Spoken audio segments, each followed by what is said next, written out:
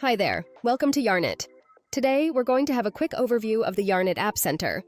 To access the Yarnit App Center, you'll need to navigate to the left-hand side menu pane, where you'll find the third icon labeled Apps. Let's get started. The Yarnit App Center boasts more than 85 different apps tailored for various marketing purposes. These apps are categorized by different marketing functions, such as content marketing, product marketing, social media marketing, performance marketing, and field marketing.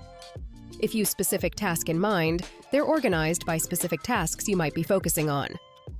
For instance, if you're interested in AI writing or generating AI art, conducting SEO research, or identifying keywords, you'll find apps to assist you.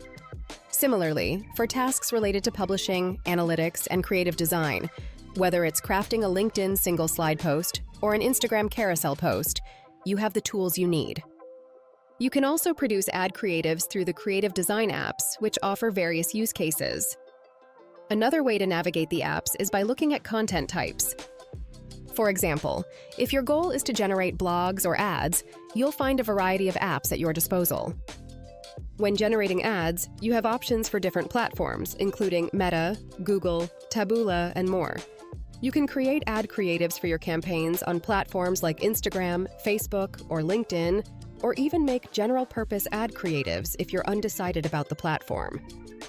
There are numerous apps categorized for specific needs, whether it's for social media, product-related tasks, video creation, script writing, or crafting creative copy for social media and ads. Finally, we come to website-related tasks. Whether you want to design landing pages or work on SEO meta details, you can initiate those tasks right here.